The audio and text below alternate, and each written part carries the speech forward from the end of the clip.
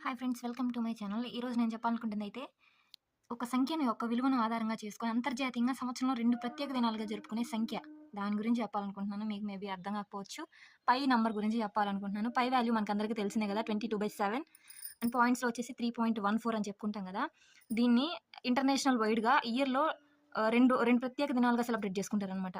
22/7 కాబట్టి సెవెంత్ మంత్‌లో 22nd celebrate చేసుకుంటారు.